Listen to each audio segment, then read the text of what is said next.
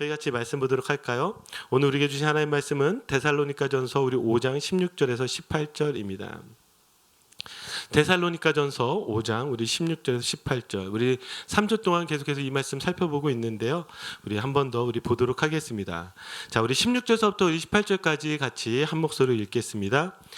항상 기뻐하라, 쉬지 말고 기도하라, 범사에 감사하라. 이것이 그리스도 예수 안에서 너희를 향하신 하나님의 뜻이니라. 아멘.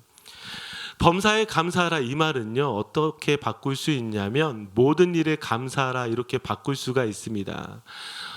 모든 일에 감사하다는 것은요, 다시 우리가 한 번 더 생각해 보면 모든 일에 감사를 선택하라 이렇게 우리가 바꿀 수 있을 것 같습니다. 감사는요, 선택입니다. 이게 중요해요. 감사는 선택이요. 이 말씀을 준비하는데 제가 영상 하나가 떠올랐어요. 여러분 김태현 선생님 잘 아시죠?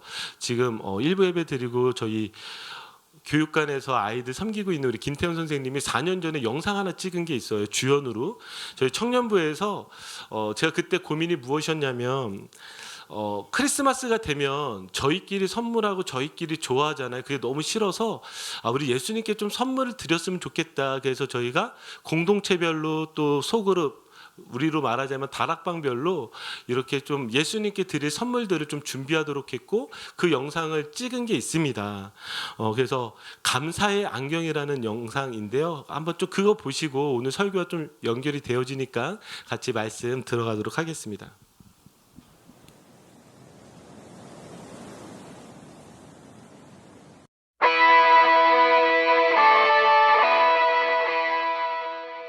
내 이름은 김태형. 모두들 나를 잘생기고 마음 착한 교회 오빠로 보지만 나에게 있는 엄청난 비밀은 아무도 모를 것이다. 어우 얘 봐. 아유 일어나. 해가 중천이야. 아우 야. 야야야야. 5분만. 5분 같은 소리 하고 있어. 있다고요. 뭐야? 엄마 집에 갈 때까지 꼭 깨워야 돼, 알았지? 아유 일어나. 야 김태현 일어나. 엄마 일어나래. 나 지금 아이랜드 그림 콘서트 줘야 돼. 빨리 일어나. 빨리 일어나. 죽는다. 아빠 김태현 너 죽인대. 뭐? 우리 보라를? 김태현 너 이 새끼 빨리 안 일어나! 내 말이. 어디서 우리 예쁜 공주를 죽이네 살리나 하고 있어? 이 새끼 빨리 일어나! 아, 이놈의 집구석은 마음에 드는 게 하나도 없어. 짜증나. 좋은 아침. 오늘도 활기찬 아침을 주셔서 감사합니다. 아버지 안녕히 주무셨어요? 그래. 내 동생 잘 잤니? 미쳤나봐 진짜. 그렇다. 내 비밀은 바로 나의 감사의 안경이다. 안경을 벗으면 원래 성격으로 돌아오지만 안경 너머로 본 세상은 감사할 것 투성이다. 태연이. 너 완전 멋있어. 어떡해. 너무 멋있어. 재경선이 안녕? 오늘 우리 최고로 예배하자. 응 태연아. 들었어. 최고로 예배하지. 당연히 들었지. 완전 멋있어. 아무도 나의 비밀을 모른다. 그래서 그들은 날 좋아한다. 다들 한 주간 잘 지냈니? 엄청 보고 싶었어. 오늘 우리 마태복음 12장 공부해보자. 태연아, 너는 어쩜 그렇게 눈도 예뻐? 그 안경 한 번만 벗어서 우리한테 그 네 이쁜 눈망울 좀 보여주면 안 돼? 야, 얘 눈이 뭐가 예쁘냐? 성게 같아, 성게. 너 쌍수한 거 아니야, 너? 역시 승현이 참 재밌어. 주야, 나 눈이 좀 건조해서 못 벗을 것 같아. 부탁 못 들어줘서 미안해. 근데 뭔가 이상하지 않아? 태연이 우리처럼 같은 사람인데 쟤는 왜 혼자 저렇게 완벽하지? 내 생각엔 분명히 뭔가 있어. 태연이 너 혹시 걸린 건가? 너 예수님 진짜 사랑하는구나. 맞아, 유민아. 나는 예수님을 정말 사랑해. 그러니까 우리 예수님에 대해서 더 알아보기 위해 마태복음 12장 공부해볼까? 태연이는 잘하고 있지? 오이 오늘도 잘생겼네. 나도 이 안경을 쓰면 태연이처럼 멋있지 않을까? 한 번만 써볼게. 한 번만. 어때? 나도 장동건 같아? 아, 뭐 하는 거예요? 왜 남의 안경 허락 없이 벗겨요? 제가 전도사님 신발 이렇게 벗겨가지고 던지면 좋겠어요? 태연아. 다 틀렸다. 다 들통나버렸다. 이제 비밀은 없다. 모두들 날 떠날 것이다. 태연아, 괜찮니? 아니요. 안 괜찮으니까 저리 가요. 태연아, 넌 정말 좋은 사람이야. 아무도 널 욕하지 않을 거고 아무도 널 떠나지 않을 거야. 아니요. 이제 사람들이 제 본 모습을 알게 됐어요. 전 안경 쓸 때만 좋은 사람이라고요. 태연아, 그럼 지금 너는 안경을 쓰고 있는데 지금 넌 좋은 사람이니? 태연아, 안경 벗고 나 봐봐. 잘했어. 감사한 거 하나만 말해볼래? 그런 거 없어요. 안경 벗으면 하나도 감사하지 않다고요. 아니 태연아, 할 수 있어. 한 개만 말해봐. 그래도 굳이 말하자면 잘생기게 태어난 거? 맞아 임마, 넌 정말 잘생겼어. 그리고 또 감사한 거 없니? 가족이요. 가끔 짜증나게 할 때도 있지만 그래도 좋은 가족이에요. 당연하지. 김종호 장로님도 정성민 권사님도 얼마나 좋으시니. 그리고 보라가 얼마나 귀여워. 야, 넌 정말 좋은 가족 떴어. 마지막으로 한 개만 더 말해보자. 예수님이요. 저를 위해 십자가에 달려 죽으신 그 은혜에 정말 감사해요. 그래 태연아, 정말 감사하다. 너 벌써 감사한 걸 3개나 말했어. 태연아, 안경은 중요하지 않아. 상황도 중요하지 않아. 우리는 충분히 감사할 수 있어. 우리는 이미 너무 많은 걸 받았으니까. 감사해요. 정말. 앞으로 평생 감사하면서 살 거예요. 안경과 상관없이.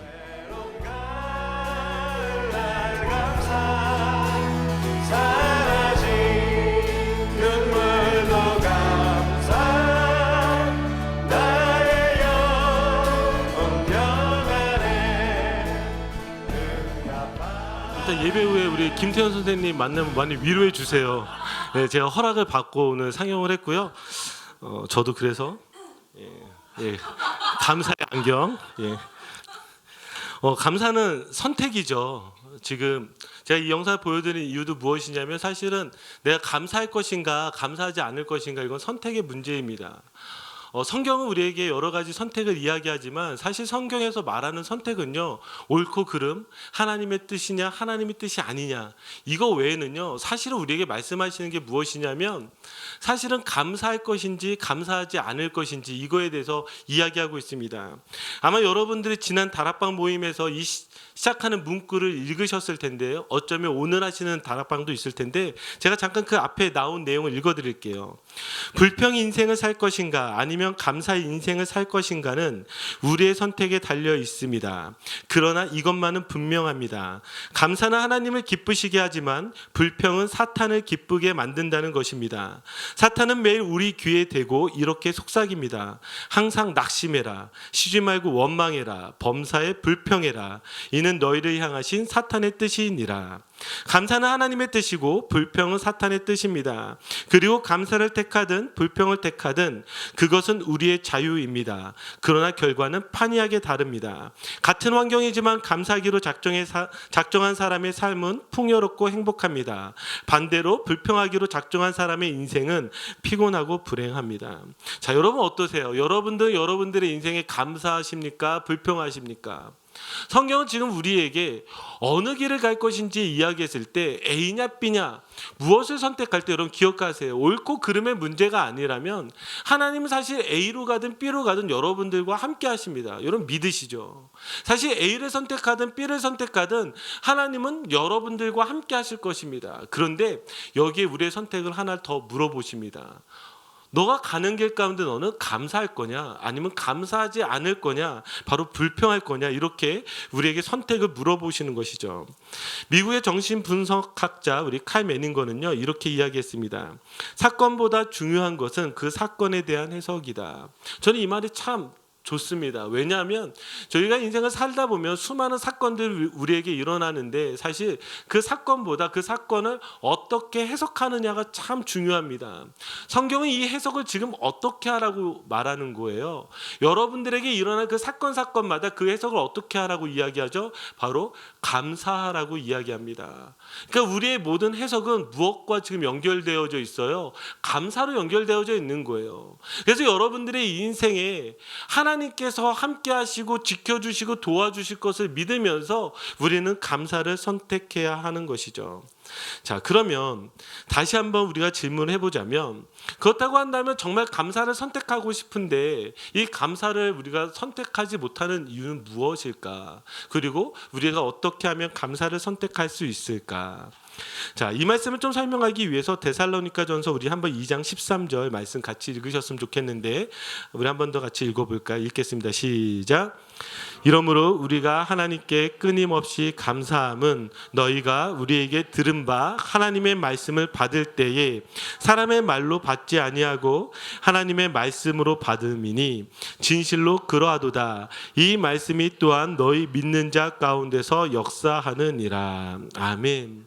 지금 이 데살로니가 교회를 향해서 뭐라고 이야기를 하냐면, 무엇에 대해서 감사하고 있냐면, 지금 말씀의 중간 부분을 보니까 하나님의 말씀을 받을 때에 사람의 말로 받지 아니하고 하나님의 말씀으로 받음이니. 자, 지금 이 사도 바울이요, 지금 이 범사에 감사하라, 모든 일에 감사하라를 이야기하기 전에 지금 이 교회를 하나를 칭찬하고 있습니다. 뭘 칭찬하고 있냐면, 지금 이들에게 주어진 이 하나님의 말씀을요, 그들이 사람의 말로 받지 않고요, 정말 하나님의 말로, 하나님의 그 말씀으로 받아들였다라는 거예요.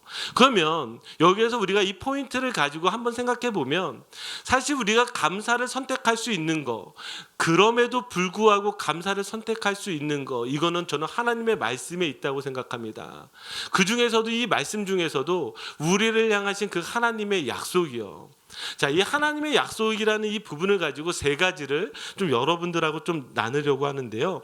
자, 우리 한번 1번 한번 볼까요? 어떻게 감사를 선택할 수 있는지. 자, 우리 1번 한번 같이 읽겠습니다. 시작.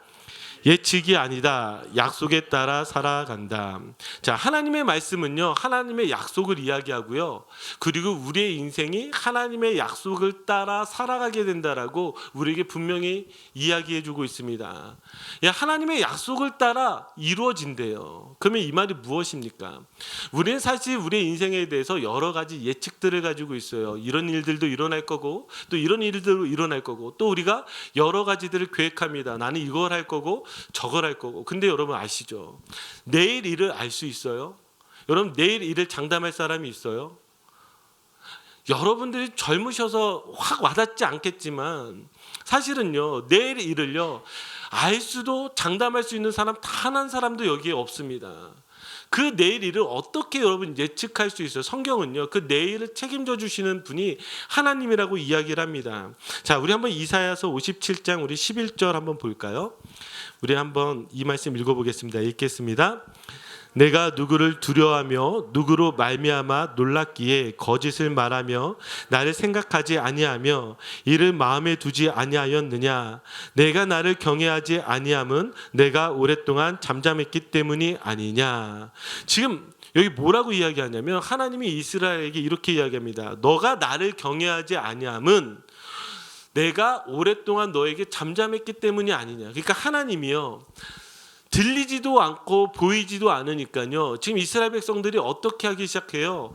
자기의 인생, 자기의 미래를 예측하고요, 그것에 맡기면서 살아가기 시작해요.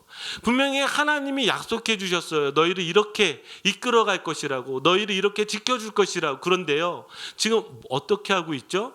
하나님이 들리지도 않고 보이지도 않으니까요, 자기가 생각하는 것이 맞는 것처럼 살아가기 시작했습니다. 결국 그들의 인생은 어떻게 됐을까요? 멸망하게 됩니다. 우리에게 분명히 성경이 이야기하는 것은 무엇이냐면, 너의 내일은 하나님의 약속에 따라 흘러갈 것이라고 이야기해요. 그러니까 지금 당장 힘들고 어려워도요, 우리의 내일은 지금 누구 손에 있는 거예요? 하나님의 손에 있다라고 우리에게 이야기하는 것입니다. 그래서 우리가 감사할 수 있는 것입니다. 자, 두 번째. 자, 우리 한번 2번 한번 같이 읽어보도록 하겠습니다. 읽겠습니다. 감정은 변한다. 하지만 약속은 변하지 않는다. 우리가 감사할 수 있는 것은 마음으로부터 우러나와야 된다라고 보통 이야기를 합니다. 근데 마음으로부터 우러나온다는 것을 좀 더 정확하게 이야기하자면, 사실은 우리의 감정이 만족을 누릴 때 그 감사가 나오기 시작합니다. 우리의 감정이요, 만족을 느끼지 못하면 감사가 나오지 않아요. 그런데 성경은 우리에게 감정에 대해서 이야기하지 않고 무엇에 대해서 이야기하냐면, 하나님의 약속은 변하지 않는 것에 대해서 이야기합니다. 우리의 감정으로 그 감사를 선택하는 것이 아니라 변하지 않는 그 약속으로 감사를 선택하라고 이야기를 합니다. 자, 이걸 잘 알 수 있는 성경이 시편 34편 우리 1절 4절인데요. 자, 이 말씀을 읽는데 잘 보세요.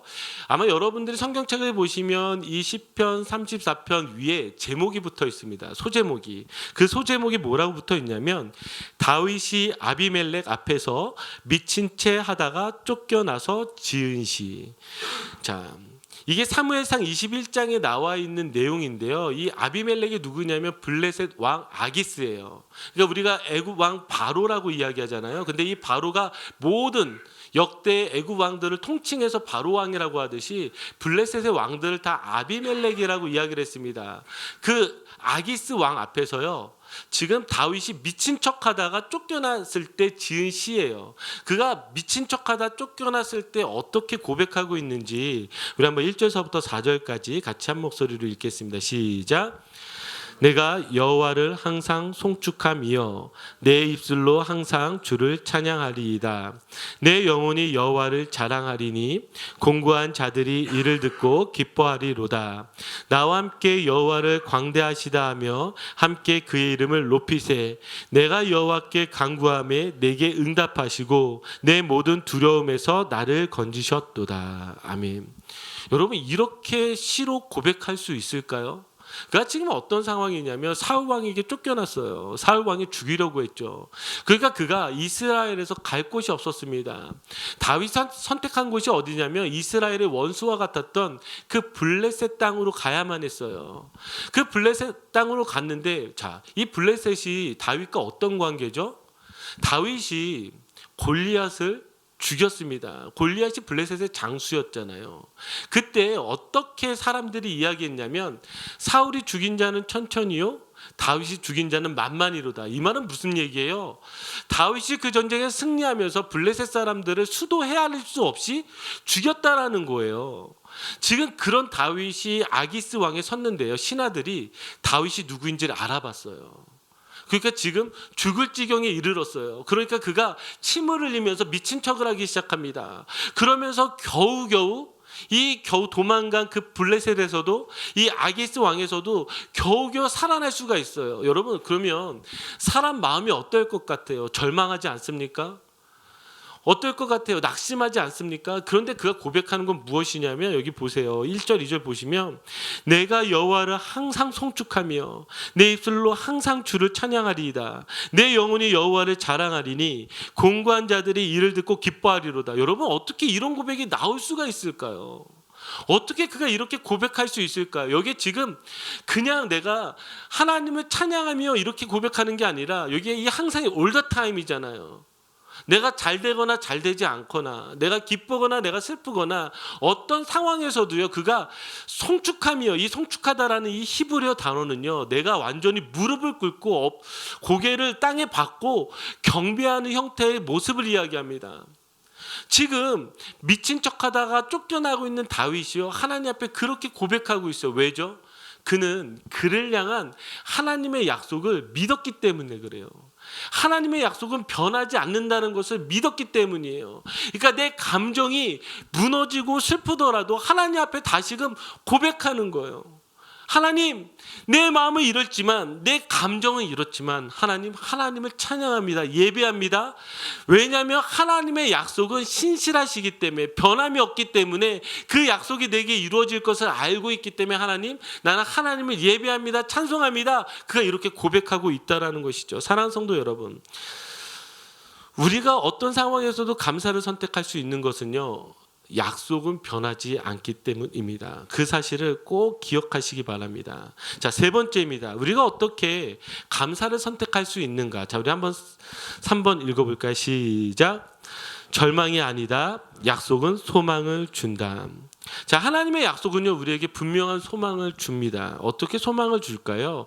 로마서 5장 우리 3절에서 5절 말씀인데요. 우리 한번 같이 한 목소리 읽어볼까요? 읽겠습니다. 시작.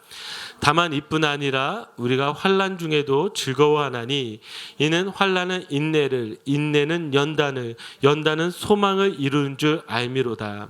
소망이 우리를 부끄럽게 하지 아니함은 우리에게 주신 성령으로 말미암아 하나님의 사랑이 우리 마음에 부은 바 됨이니. 자, 지금 뭐라고 이야기해요?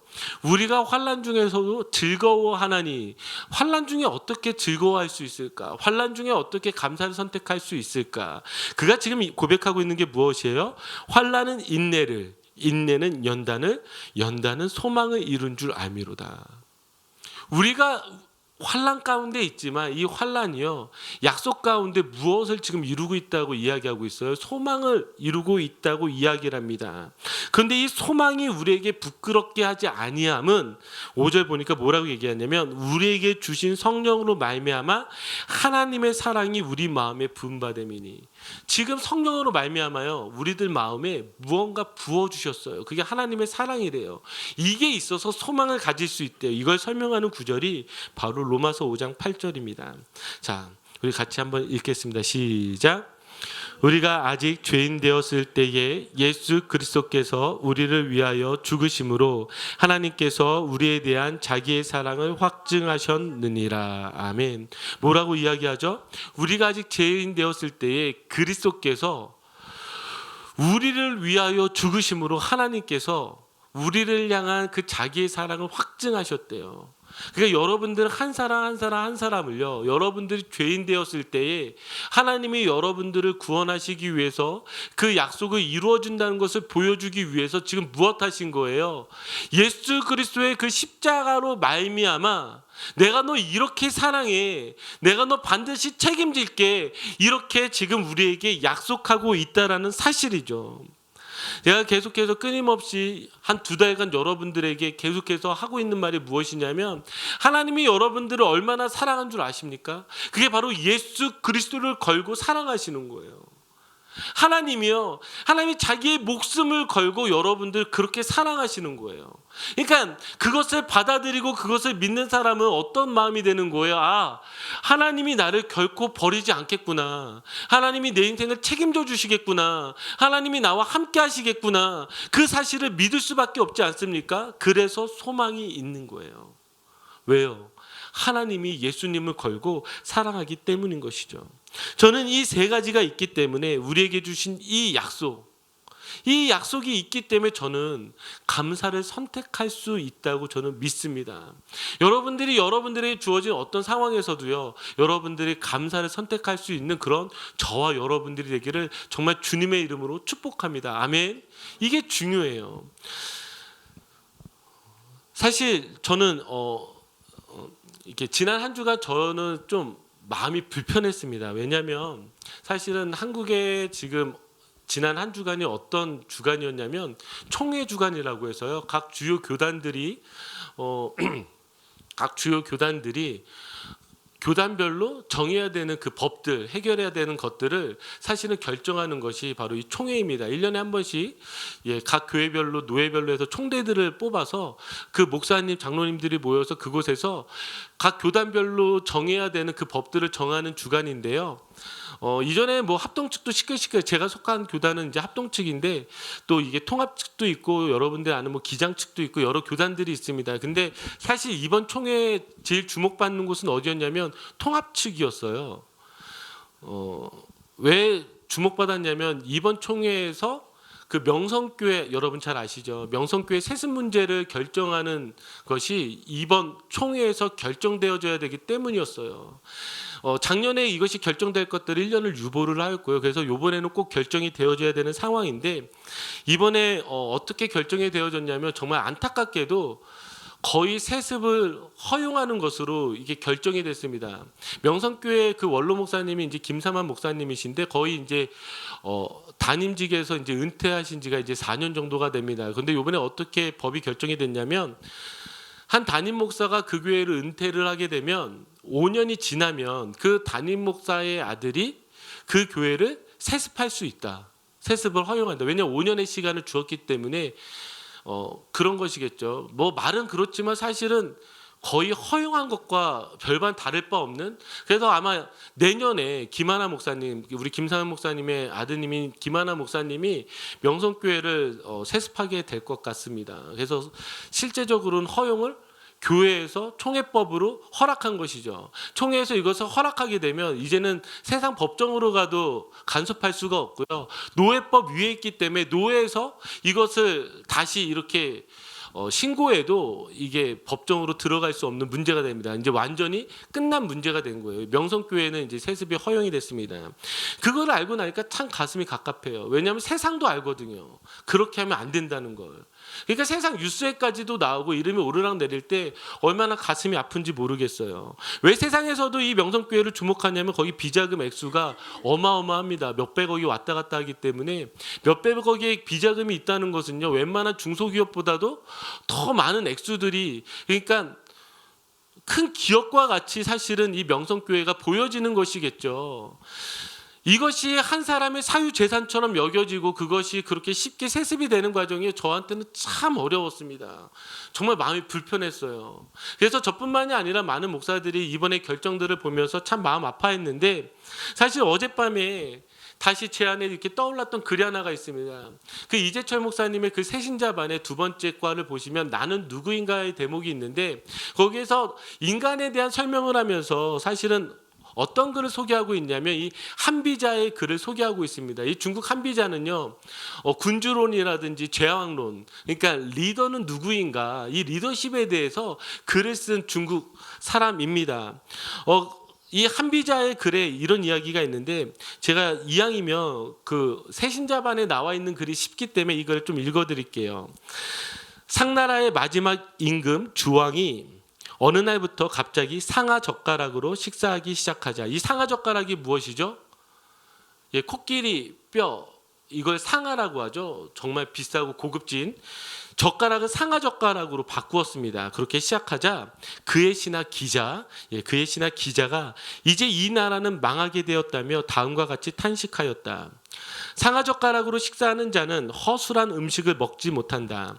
반드시 산의 진미를 먹기 마련이다. 산의 진미는 질그릇이나 옹기에 담을 수 없다. 금쟁반이나 옷그릇에 담아야 한다. 금쟁반과 옷그릇을 사용하는 자는 평범한 옷을 입지 못한다. 늘 비단 옷을 입어야만 한다. 비단 옷을 입는 자는 아무데나 옷을 걸어두지 못한다. 화려한 기구를 마련해야 한다. 화려한 기구를 들인 자는 소박한 집에 거할 수 없다. 구중 궁궐을 새로이 지어야만 한다.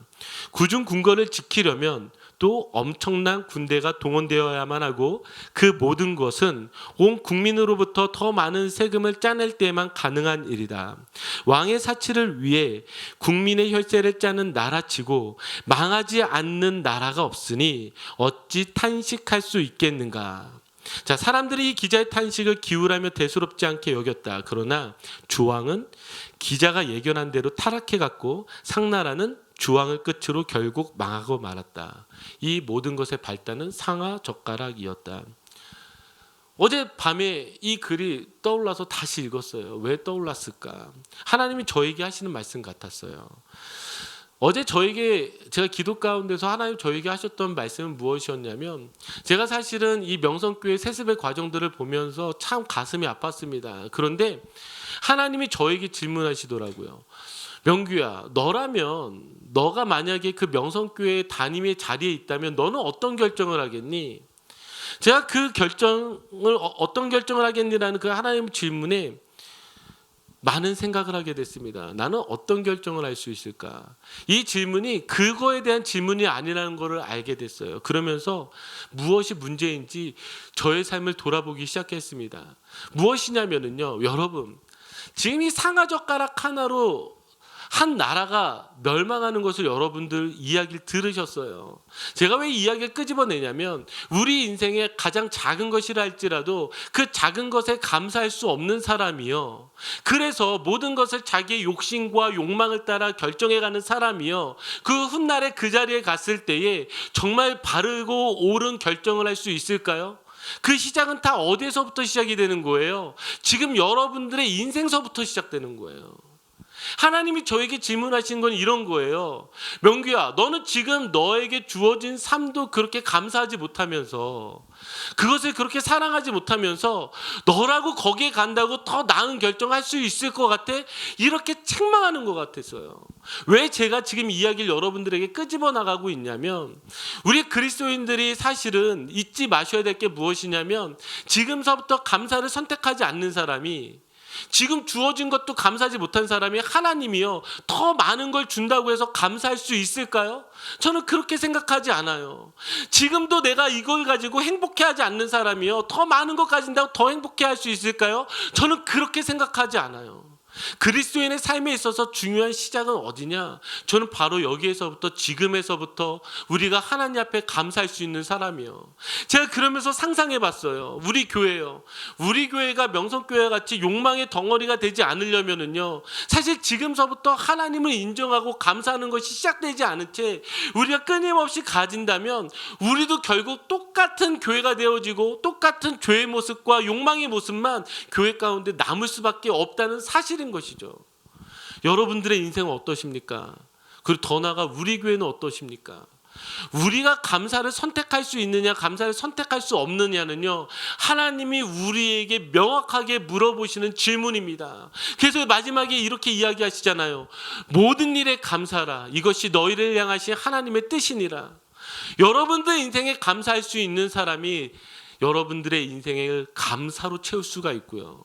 그것을 버리고 여러분들의 인생을 불평과 불만으로 가득 찬 사람은요, 결국 그 인생은 불평과 불만으로 가득 차게 될 것입니다. 아니, 욕심과 욕망을 쫓아 살아갈 거예요. 욕심과 욕망의 끝은 무엇이에요? 죽음이에요. 아무것도 없어요. 허무해질 거예요. 바로 그 끝을 향해서 여러분들이 달려갈 수도 있다는 사실입니다. 사랑하는 성도 여러분, 상아젓가락 하나가 한 나라를 망하게 한 것과 같이, 어쩌면 우리의 지금의 작은 선택들, 어쩌면 우리는 너무나 쉽게 선택하는 그 작은 선택들이요, 여러분들의 인생을 망하게 하고 있을지 모르겠습니다. 자, 이제 말씀을 마무리 짓겠습니다. 여러분 기억하십시오. 감사는 선택입니다. 여러분들이 감사 인생을 살 것인지 불평 인생을 살 것인지 선택하십시오. 하나님은 명확하게 이야기하십니다. 너희를 향한 뜻이니라. 모든 일에 감사해라. 그럼에도 불구하고 감사할 수 있을 때 여러분들을 향해 예수 그리스도를 걸고 약속하신 그 하나님의 약속, 하나님께서 반드시 이루어 주실 줄 믿습니다. 아멘. 우리 같이 기도합시다.